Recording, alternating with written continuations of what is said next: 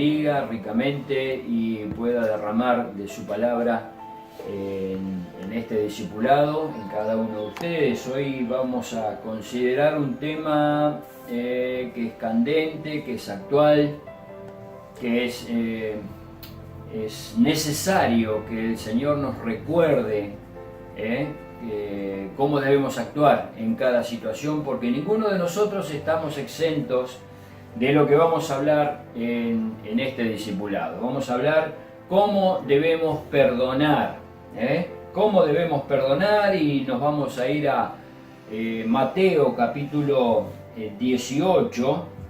En realidad yo los voy a invitar a que tengan su Biblia en mano, porque vamos a ir viendo varias cositas importantes que el Señor nos dejó como regla, como orientación, para que nosotros podamos saber cómo actuar cuando tenemos una situación complicada, alguien nos ofendió, algo delicado que tratar con la otra persona. Entonces, versículo 15 en adelante, no lo voy a leer completo, pero sí voy a leer hasta el versículo 22. Dice que lleva como título cómo se debe perdonar al hermano. Dice: por tanto, si tu hermano peca contra ti, ve y repréndele estando tú y él solos. Y si te oyere, has ganado a tu hermano. Mas si no te oyere, toma aún contigo 1 o 2, para que por boca de 2 o 3 testigos conste toda palabra. Si no los oyere a ellos, dilo a la iglesia, y si no oyere a la iglesia, tenle por gentil o publicano. De cierto os digo que todo lo que atéis en la tierra será atado en el cielo, y todo lo que desatéis en la tierra será desatado en el cielo. Otra vez les digo que si 2 de vosotros se pusieren de acuerdo en la tierra acerca de cualquier cosa que pidieren, les será hecho por mi Padre que está en los cielos. Porque donde están 2 o 3 congregados en mi nombre, allí estoy yo en medio de ellos, dijo Jesús.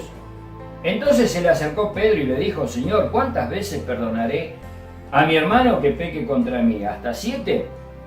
Jesús le dijo: no te digo hasta 7, sino aún hasta 70 veces 7.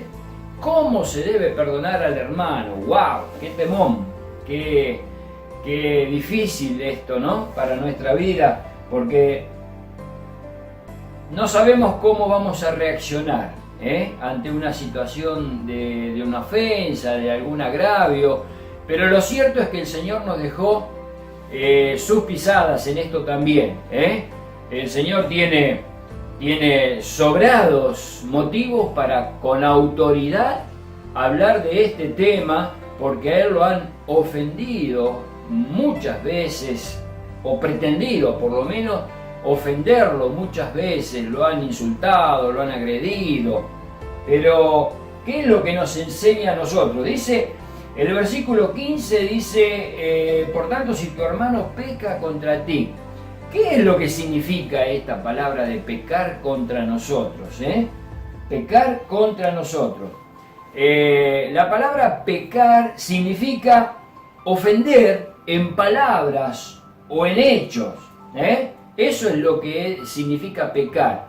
No es el mismo vocabulario que cuando decimos pecamos contra Dios. Cuando decimos mi hermano peca contra mí, quiere decir que nos ofendió en palabras o en hechos, ¿sí? Entonces, ¿qué camino debemos seguir según las enseñanzas estas de Jesús? En primer lugar, acá pone 3 pasos, ¿no?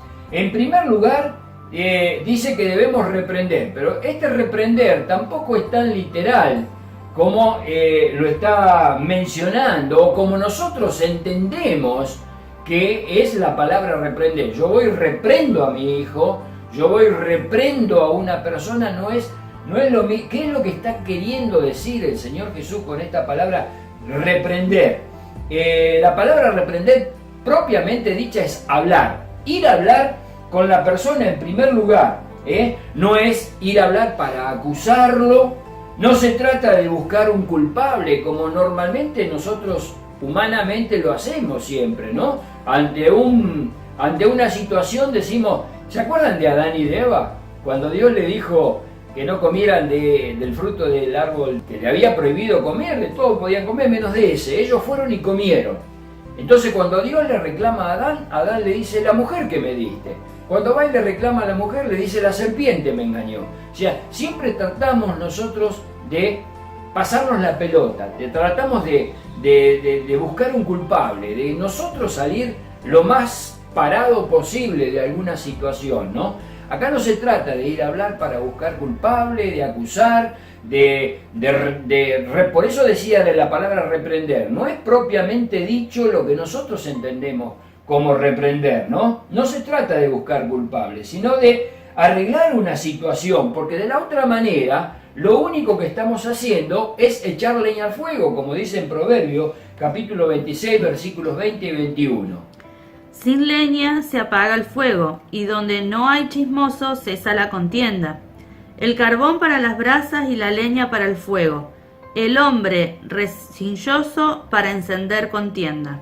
Sin leña se apaga el fuego. Cuando nosotros vamos y reprendemos a una persona, que la palabra propiamente dicha, reprender, significa reñir a una persona y expresar en forma autoritaria y severa en desaprobación por causa de una actuación y comportamiento.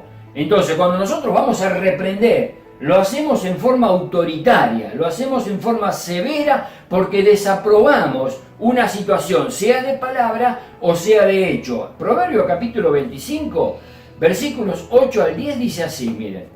No entres apresuradamente en pleito, no sea que no sepas qué hacer al fin.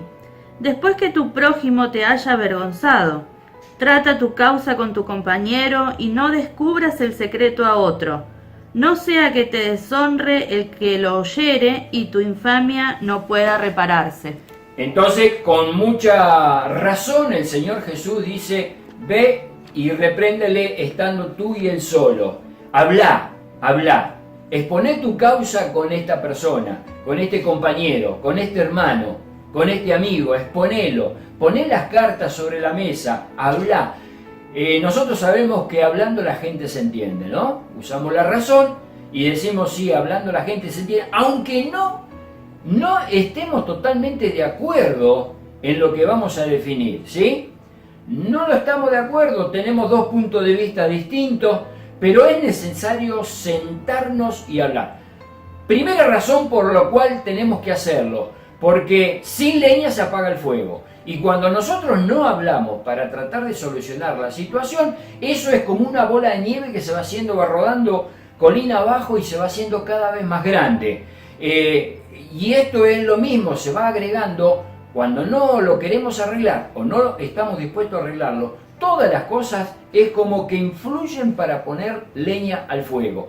Una palabra que me dijo, una mirada, una acción, una intención, cualquier cosa a nosotros nos va a ir cayendo mal, porque cuando nosotros estamos heridos, hay una carga, hay una soga que se va atando, hay una cadena que se va colocando en nuestros corazones, y nosotros como seres humanos nos vamos enfrascando en nuestro propio pensamiento, entonces eso va a ir siendo cada vez más grande. Jesús dijo, cuando tengas un problema con tu hermano, anda en primer lugar y sentate con él, hablalo, discutilo, poné las cosas sobre la mesa y háblenlo para llegar a un acuerdo. Esto es lo que significa hablar. Ahora, si lo hacemos y la situación persiste, dijo Jesús que en segundo lugar, cuando esa situación no se pudo arreglar, dice que llamemos a 1 o 2 testigos, o 3 a lo sumo, como para, no testigos para aquel testigo de juicio que significa literalmente la palabra ver y oír, ¿no? No es un testigo de que alguien vio una discusión, escuchó una discusión, no, para que en presencia de 2 o 3, dijo, conste toda palabra, o sea, va a ser testigo de esa discusión, va a ser testigo de esa palabra que se va a decir en esa reunión entre tú y él, entre tú y el ofensor, en este caso, ¿no? La persona que te agredió, la persona que te ofendió. Ya que la primera vez, estando tú y él solo, no pudieron arreglar, bueno, ahora vamos a llamar 2 o 3 como para que conste toda palabra, testigo de esa conversación, y no necesariamente que hayan visto y oído esa discusión, esa ofensa, porque a lo mejor ni la vieron ni la oyeron, y entonces no tenemos que inventar testigos. Es testigo sobre esa discusión. Ese es el segundo punto que tenemos que obrar, que es lo que leímos acá.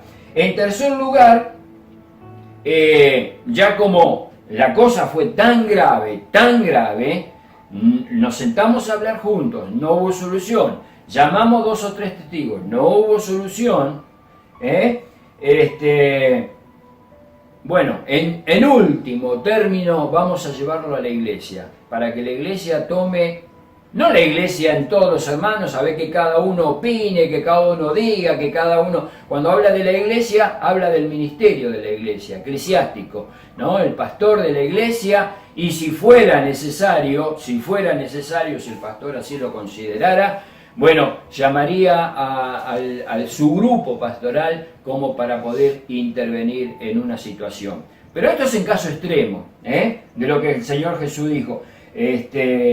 Y notamos en el versículo 18, dice que todo lo que atéis en la tierra será atado en el cielo, y todo lo que desatéis en la tierra será desatado en el cielo. Esto tiene que ver con el perdón. Porque el no perdonar nos ata, nos esclaviza, pone una cadena en nuestro corazón y en el de la otra persona. Entonces, esa situación, ¿qué quiere decir? Que en el cielo queda ajeno, no queda ajeno. Jesús lo está sabiendo, Dios el Padre lo está sabiendo, los ángeles lo están sabiendo, porque esa situación que fue atada en la tierra es atada en el cielo. Y por eso muchas veces nuestras oraciones tienen estorbo, porque hay algo que no hemos arreglado, hay algo que venimos arrastrando de nuestro pasado y no lo hemos arreglado, ¿no? Y nuestras oraciones, por más que pidamos y pidamos y pidamos, tienen estorbo. Hay algo que nos impide llegar a la presencia de Dios con libertad. Por eso que cuando en un momento la palabra de Jesús dijo, cuando tú vas al altar y allí te acuerdas que tu hermano tiene algo contra ti, deja tu ofrenda y ve al altar. En otro momento dice, cuando tú tienes algo contra tu hermano, o sea, las dos situaciones, cuando te acordás que fulano tiene algo contra vos, o te acordás que vos tenés algo contra fulano, la ofrenda no se va a aceptar, Dios no la va a aceptar. Entonces, es importante, porque todo lo que se ate acá en la tierra, si tenés un problema que no está arreglado, ese problema está en el cielo, no arreglado. Si lo arreglaste, ese mismo problema se desata en el cielo. Entonces, versículo 19 dice, otra vez digo que si todos vosotros se pusieren de acuerdo en la tierra acerca de cualquier cosa que pidieren, les será hecho por mi Padre. Este no es un tema ajeno. Esto quiere decir que aquellos 2 testigos, o la iglesia, si ya ha llegado el término de la iglesia, ¿no? 2 se ponen de acuerdo. Es función de los testigos no solamente escuchar y ser testigos presenciales de la conversación o de la discusión que se está manteniendo en ese momento, sino que es tarea de estas 2 personas ponerse de acuerdo para orar para que esta solución se concrete en definitiva. Entonces, es tarea, 2 o 3 se ponen de acuerdo, por mi Padre les será hecho. El Padre va a intervenir en esa conversación, entonces, para que esta solución, pero es necesario que haya quienes se dediquen a pedirle al Padre que esto se arregle. Debemos entender que todo conflicto es una carga de la que Jesús nos dijo que debemos descansar. ¿Se acuerdan? El miércoles pasado hablamos de esto, descansar a los pies de la cruz. Debemos ir a los pies debemos llevar el problema a la cruz. Y dijimos que el significado de la palabra cruz es morir. Entonces, cuando yo tengo algo contra mi hermano o mi hermano contra mí, tenemos que ir a la cruz. Tenemos que ir en oración, en humildad, en humillación a la cruz para que nuestro problema se solucione. Así que el ir a la cruz es para su muerte, para que muera, para que eso nos siga vivo, para que no nos siga esclavizando. Debemos llevarlo a la cruz ponerlo a los pies de Jesús para su muerte. Ese problema tiene que morir en nosotros. No podemos vivir esclavos con un problema que no fue arreglado. En el versículo 20 dice, porque donde están 2 o 3 congregados en mi nombre, allí estoy yo en medio de ellos. Miren, Jesús mismo se comprometió a estar en esa reunión. ¿Notaron? Jesús mismo se comprometió a estar en esa reunión. Tenemos que ser conscientes de esto, porque esto va a cambiar la perspectiva nuestra ante una situación de delicado contra el hermano. Cuando decimos que pensamos que Jesús está presente, ¡wow! Ya el panorama cambió, nuestra cabeza cambió. Y mucho más cuando vamos en oración y lo llevamos a la cruz, lo llevamos a su muerte, a la cruz. Yo estoy en medio de ellos. Jesús afirma que su presencia estará entre sus discípulos cuando ellos busquen la unidad en la toma de decisiones. Jesús va a estar orientando la cabeza, nuestros pensamientos, va a ungir nuestros labios para que nosotros podamos largar palabras suaves, palabras delicadas, no palabras hirientes, palabras que duelen más, palabras que cortan más, palabras que son más chocantes todavía y echándole leña al fuego. Vos tuviste la culpa, pero vos me dijiste esto, que yo... El Señor nos va a dar la sabiduría en ese momento, si estamos predispuestos a que Él ponga o que nosotros pongamos de nuestra parte, y el Señor Jesús también de su parte va a ponerlo para poder arreglar esa situación, arreglar esa situación. Entonces, Él está presente como oyente silencioso en nuestra conversación. Vamos a ver qué dice Colosenses capítulo 3, versículo 13. Soportándonos unos a otros y perdonándonos unos a otros si alguno tuviere queja contra otro.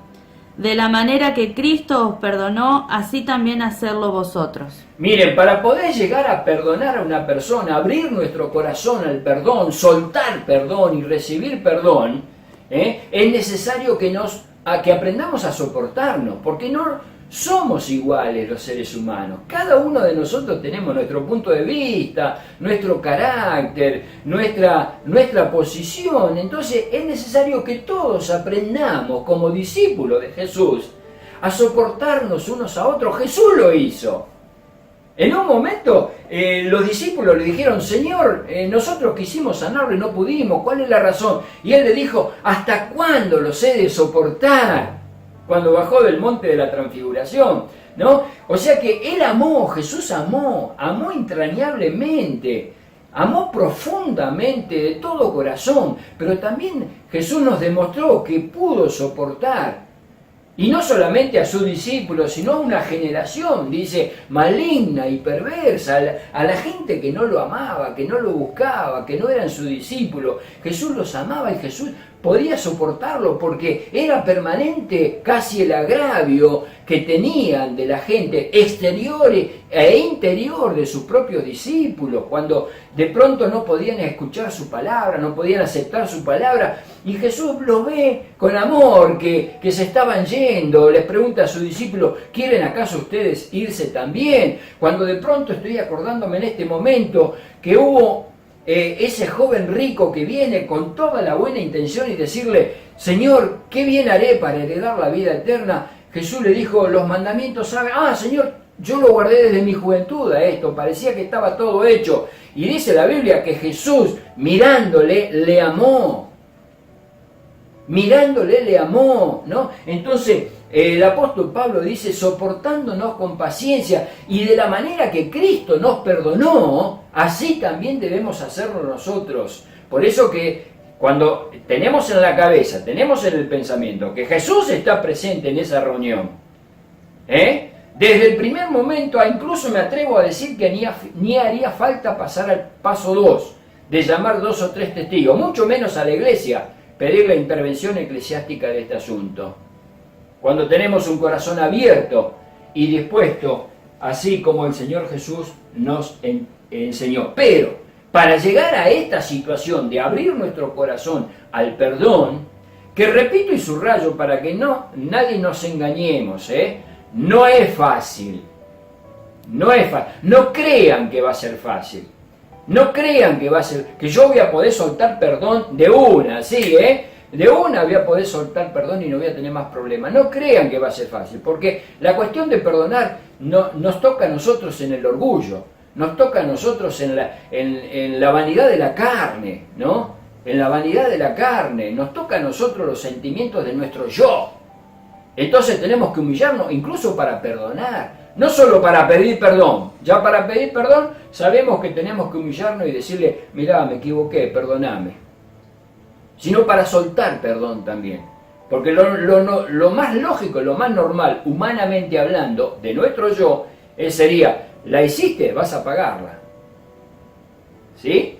Entonces, esto no va a ser fácil, no va a ser fácil. Pero para llegar a este pensamiento tan profundo de cómo debemos actuar en el caso de una ofensa o una agresión, ya sea verbal o física, que alguien haya pecado contra nosotros, como dijo el Señor, debemos entender cómo nos perdonó el Señor Jesús. Porque Pablo está poniendo ahí, dice, de la manera que Cristo nos perdonó, nosotros debemos perdonar a los demás. Entonces, para entender cómo Cristo nos perdonó, viene el ejemplo después de acerca de los dos deudores, donde dice, el reino de los cielos es semejante. O sea, nos va a pasar lo mismo, porque estamos en el reino de los cielos, nos va a pasar lo mismo con esta alegoría, o parecido con esta alegoría, pero tenemos que entender qué es lo que nos costó a nosotros el perdón de parte de Cristo. Dice que cuenta el caso de dos hombres, deudores. Viene el primero y comenzando a hacer cuenta le fue presentado, versículo 24, uno que le debía a este señor 10.000 talentos. Para entender la magnitud de esto, porque lo leemos en la Biblia, 10.000 talentos para nosotros los argentinos, no nos significa mucho. Pero vamos al origen, vamos al momento en que fue dicho esto, y 10.000 talentos era más o menos como 6.000 dracmas. Seguimos sin entender. Bueno, 6.000 dracmas, que era la moneda de aquel momento, 6.000 dracmas, era el equivalente, escuchen bien, el equivalente aproximado a 20 años de salario de un obrero. ¿Entendieron? A 20 años de salario de un obrero. Era el equivalente a 6.000 dracmas. O, como dice, a 10.000 talentos, que era el resultado de esto. Entonces, 10.000 esta expresión en esta alegoría, 10.000 talentos es una exageración de un hecho que alude a una deuda incalculable e impagable, semejante, ahora sí lo trasladamos, estos valores al siglo XXI, año 2021, semejante, escuchen, a 6.000 millones de dólares actuales. ¡Wow! Esto es incalculable. Este hombre le debía a su señor 10.000 talentos, una deuda incalculable. ¿Qué hizo este hombre deudor? Le rogó que le perdonase. Y con tanto ruego, porque antes se pagaban, vos no podías pagar, te vendían la mujer, te vendían los hijos como esclavos, te sacaban todos los bienes, era complicado el asunto, tenías que pagar la deuda. Y este hombre le rogaba que le tenga paciencia, que le tenga misericordia, y el Señor, al que le debía, tuvo misericordia de él, fue movido, dice versículo 27, el Señor de aquel siervo fue movido a misericordia, le soltó y le perdonó la deuda. Esto hizo Cristo con nosotros, porque nosotros teníamos Estamos considerando que debemos perdonar de la manera que Cristo nos perdonó. Esto hizo Él con nosotros, porque nuestra deuda con Dios era tan inalcanzable, incluso se nos escapaba de la cabeza como esto. Yo no entiendo, porque soy argentino y porque me gusta manejarme por las cosas argentinas, ¿no? Pero yo no entiendo en realidad qué es lo que significa 6.000 millones de dólares. Para mí es algo inalcanzable, incalculable. Y mucho más se lo quiero traspasar al peso argentino. Es una barbaridad que no la puedo encerrar en mi cabeza. Porque no estoy en ese ambiente, nunca se me ha cruzado, y ojalá fuera así, que se me crucen por mis manos tener 6.000 millones de dólares. Pero esto es lo que hizo Cristo con nosotros. La deuda de nuestro pecado fue tan grande, y tan dimensionada esa deuda, que propiamente nosotros no lo entendíamos. Pero Cristo nos perdonó esa gran deuda, porque fue movido a misericordia. Dejó los cielos, vino a la tierra, y somos libres por Cristo. Nuestra cadena se ha roto, la cadena del pecado se ha roto. Y versículo 27, entonces, porque le rogó, le fue perdonada toda aquella deuda. Cuando nosotros le pedimos perdón a Dios por nuestros pecados, Él nos perdonó por su sangre derramada en la cruz del Calvario. Su tremenda misericordia fue movida para perdonar nuestros pecados y librarnos de la condenación eterna, la cual merecíamos, porque éramos deudores. Entonces en el versículo 33 dice que a este hombre que se le fue perdonada esa tremenda deuda, sale de ahí por los pasillos del juzgado, encuentra a un consiervo suyo que le debía muchísima menos plata.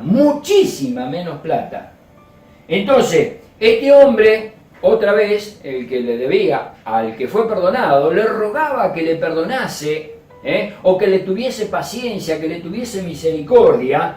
¿Y qué es lo que hizo este hombre? Dice que no le perdonó, lo metió en la cárcel hasta que le pagase todo lo que le debía. Fue llamado este hombre al dueño, al patrón anterior, y en el versículo 33 dice: ¿no debías tú también tener misericordia de tu consiervo, como yo tuve misericordia de ti? Esto es lo que dijo el apóstol Pablo, que debemos perdonar como Cristo nos perdonó. ¿No debíamos tener nosotros misericordia de aquel hermano que nos ofendió con una palabra o con un gesto? Y que nos reunimos y empezamos a charlarlo y buscar la solución. Y no le echamos más leña al fuego. Y queremos librarnos de esa carga del no perdón, que nos ata y que nos amarga la vida. Y que en lugar de viajar ligero, viajamos con esa pesada carga, como el miércoles pasado poníamos ese hombre en la placa con una tremenda carga sobre su espalda. Tenemos que ir a la cruz entonces, repito este concepto porque es importante, ir a la cruz para su muerte. Eso tiene que morir en nosotros. Y tenemos que soltar el perdón y que muera la bronca, que muera el orgullo, que muera la vanidad de nuestra carne, es decir, me humilló, que se la aguante, va a tener que pagar. Eso tiene que morir. Nosotros tenemos que perdonar como Cristo nos amó, como Cristo nos perdonó, que es con misericordia. Versículo 35 dice: así también mi Padre Celestial hará con vosotros si no perdonáis de todo corazón cada uno a su hermano sus ofensas. Marcos, capítulo 11, versículo 25, dice: y cuando estáis orando, perdonad, si tenéis algo contra alguno, para que también vuestro Padre, que está en los cielos, os perdone a vosotros vuestras ofensas. Y te voy a decir algo. El perdón no empieza en la mesa cuando te sentás con él a poner las cartas sobre la mesa, a ver por qué pasó lo que pasó. El perdón empieza cuando estás orando.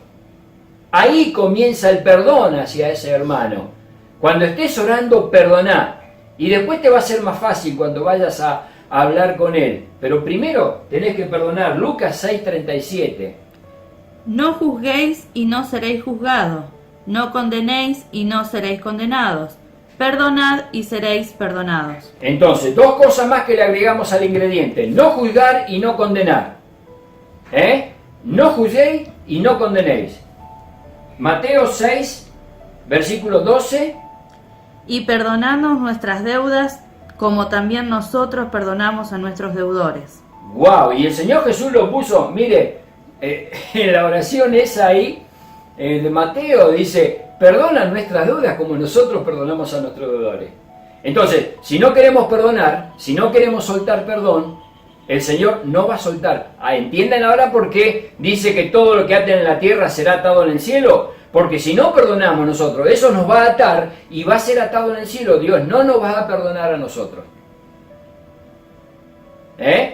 Si no perdonamos, dijo Jesús, Dios no nos va a perdonar. Versículo 14 y 15. Porque si perdonáis a los hombres sus ofensas, os perdonará también a vosotros vuestro Padre Celestial. Mas si no perdonáis a los hombres sus ofensas, tampoco vuestro Padre os perdonará vuestras ofensas. Es clarito, lo dijo el Señor Jesús.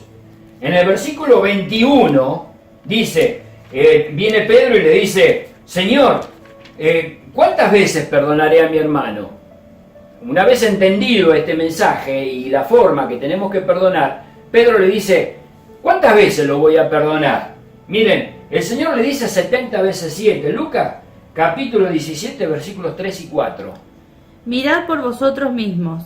Si tu hermano pecare contra ti, repréndele, y si se arrepintiere, perdónale. Y si 7 veces al día pecare contra ti, y 7 veces al día volviere a ti diciendo, me arrepiento, perdónale. ¿Qué quiere decir esto de 7 veces al día, 70 veces 7? Miren, 70 veces 7 son matemáticamente 490 veces al día. ¡Wow! No existe. Es como esa gran deuda, los 10.000 talentos. No existe una persona que nos pueda ofender 400. No existe una persona que nos ofenda 7 veces al día. 7 veces al día. Mucho menos 490 veces. Es algo inalcanzable. No existe en realidad. ¿Qué quiere decir? ¿Cuál es la enseñanza de esta? Que los verdaderos discípulos de Jesús deben perdonar sin llevar la cuenta de cuántas veces lo han hecho. A mí viene Damaris, me ofende hoy, ahora la perdono. Viene dentro de 1 hora, la perdono. Viene dentro de 3 horas, la perdono. Viene dentro de 5 horas, la perdono. Pará, ya hace 3 veces que te perdoné, 4 veces. ¿Cuántas veces te tengo que perdonar lo mismo? Decimos nosotros, ¿no? Jesús dice, no, perdonale 70 veces. Si viene y te dice, me arrepiento, perdonale 70 veces 7. Olvídate. No podés llevar la cuenta. Y está hablando por día. No quieren hablarlo por día esto, quieren hablarlo por vida. Dígame en alguien que lo ofendió 490 veces en su vida. Yo tengo 60 años y no recuerdo a alguien que me haya llegado, pero ni a los talones con esa cifra. Entonces, ¿qué quiere decir? ¿Cuál es la enseñanza? Que debemos perdonar siempre. Debemos desatar perdón, soltar perdón, amar, liberarte, viajar liviano. Las cadenas del pecado me libró, para mí ya no hay condenación, porque solté perdón, hay libertad, somos libres en Cristo, hay libertad en Cristo, rompió mis cadenas, me dio vida nueva, y al fondo del mar echó mi maldad. Dios te bendiga.